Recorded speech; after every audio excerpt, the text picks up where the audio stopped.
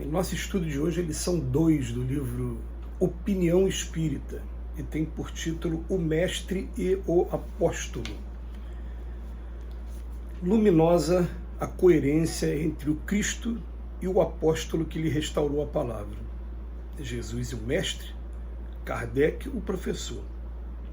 Jesus refere-se a Deus junto da fé sem obras. Kardec fala de Deus rente às obras sem fé. Jesus é combatido desde a primeira hora do Evangelho pelos que se acomodam na sombra. Kardec é impugnado desde o primeiro dia do Espiritismo pelos que fogem da luz. Jesus caminha sem convenções, Kardec age sem preconceitos. Jesus exige coragem de atitudes, Kardec reclama independência mental. Jesus convida ao amor, Kardec impele à caridade. Jesus consola a multidão, Kardec esclarece o povo. Jesus acorda o sentimento, Kardec desperta a razão. Jesus constrói, Kardec consolida. Jesus revela, Kardec descortina. Jesus propõe, Kardec expõe. Jesus lança as bases do cristianismo entre fenômenos mediúnicos. Kardec recebe os princípios da doutrina espírita através da mediunidade. Jesus afirma que é preciso nascer de novo, Kardec explica a reencarnação. Jesus reporta-se a outras moradas, Kardec menciona outros mundos. Jesus espera que a verdade emancipe os homens, ensina que a justiça atribui a cada um pelas próprias obras e anuncia que o Criador será adorado na terra em espírito. Kardec esculpe na consciência as leis do universo. Em suma, diante do acesso aos mais altos valores da vida, Jesus e Kardec estão perfeitamente conjugados pela sabedoria divina. Jesus a porta, Kardec a chave.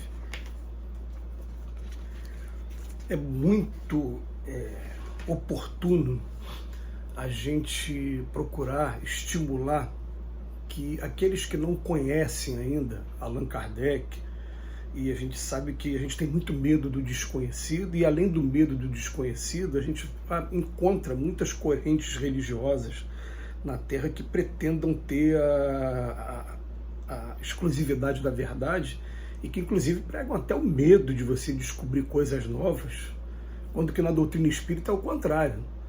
Na doutrina espírita, amai-vos, eis o primeiro ensinamento. Instruir-vos, eis o segundo ensinamento.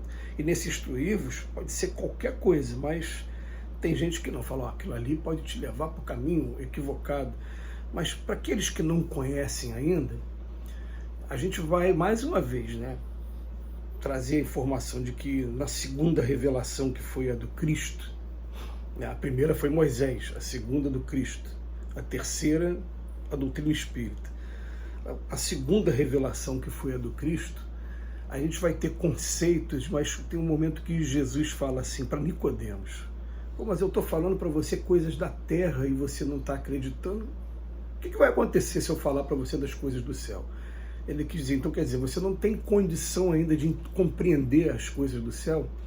Então faz o seguinte, aí lá no Evangelho de João ainda, na hora da última ceia, ele fala, olha, há várias moradas na casa do meu pai, eu vou na frente vos preparar o lugar, quando estiver pronto eu volto aqui para buscar vocês, mas eu vou rogar a meu pai e para que ele envie um consolador prometido, para que ele envie o Espírito de verdade que há de ficar eternamente entre vocês. Então Jesus claramente falou assim, eu tenho que respeitar o limite até onde vai a inteligência de vocês. Então tem coisas que eu não posso trazer mais informações agora. Porém, com o tempo, a gente vai trazer mais uma revelação. E quando vier essa revelação, o que essa revelação faz?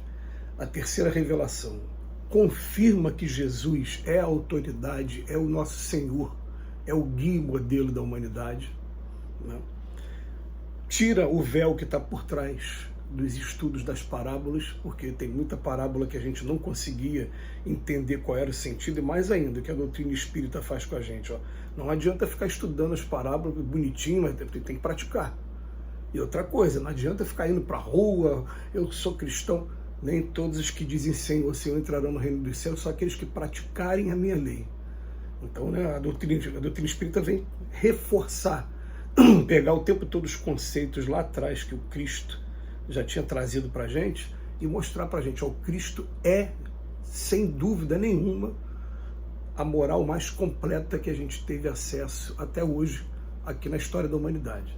Então, confirma essa autoridade. E depois de confirmar essa autoridade, junto com ela, faz um incentivo muito grande para que a gente faça um trabalho de autoconhecimento e a partir do autoconhecimento, a gente busca uma reforma íntima, né? E tem até uma frase de Chico Xavier. Ele fala assim, o espírita que ainda não entendeu a importância da reforma íntima, não entendeu nada de espiritismo, né? E depois ele vem trazendo outras informações. Aí sim, vem falar da informação da reencarnação, vem falar da informação, né, os princípios, né, da comunicabilidade com os espíritos, da lei de causa e efeito, vem tratar alguns conceitos que, né, eram com todo respeito, que haviam sido mal interpretados em determinado momento e vem oferecer, assim, através do bom senso e da razão, uma nova forma de raciocínio. Claro, respeitando a todos, porque é engraçado, né? Na época do Cristo, o Cristo falava assim, não vades ter ainda com os gentios, procurai primeiro as ovelhas perdidas da casa de Israel. Não vai violentar a convicção de ninguém, não. Procura por aqui mesmo e divide os discípulos, 2 a 2, para que cada um vá ali a um determinado trecho, uma determinada cidade, que são ainda judeus, já estavam preparados pela primeira revelação de Moisés, enfim. Aí depois vem, quando vai na direção dos gentios, aí ele escolhe o vaso preferido dele foi o Paulo de Tarso, né? Tudo bem. O que a doutrina espírita faz com a gente? Fala, não vá desviolentar a convicção religiosa de ninguém, respeita o momento de cada um, assim como o fruto, ele também tem o tempo dele de amadurecer. E não adianta você querer consumir o fruto verde, você vai perder propriedades nutritivas e vai poder perder principalmente aquele sabor maravilhoso do fruto maduro. Então, espera. Agora, estejam preparados, porque os assuntos relativos à doutrina espírita, à aparição de um espírito, a comunicabilidade, eles vão se tornar tão comuns que daqui a pouco vai ter gente te procurando. Para essas que te procurarem voluntariamente, querendo realmente entender o que está acontecendo com elas, estejam preparados, porque vai ser dessa maneira que vai funcionar. Não através de imposição, de tirania das ideias. Vamos usar esse termo aqui. Não é desse jeito que vai funcionar. Então, a gente vai perceber, né, que Kardec, nesse ponto de vista, de transformar em melhor o ser humano, e até porque também a gente vai encontrar na parábola do bom samaritano, Jesus falando, olha, esse samaritano que vocês discriminam, ele foi muito além, está muito mais no caminho do que um monte de gente instruída que passou por ele, os fariseus, saduceus, escribas, aquelas personalidades da época, né?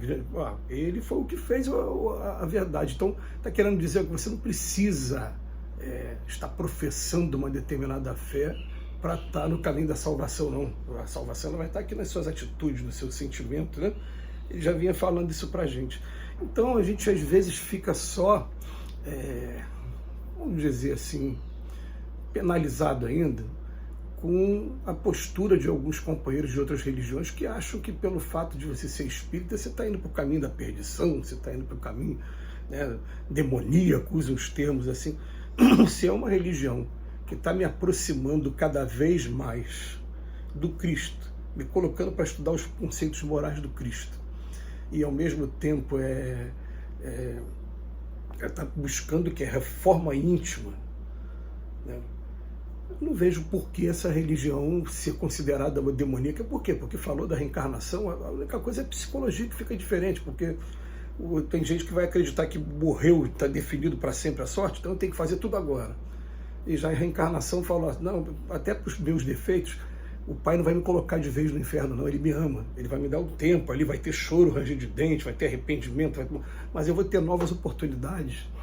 E a ideia acaba sendo essa, mas a gente vai poder chamar, sim, Allan Kardec de um apóstolo do Cristo. Que Jesus nos abençoe hoje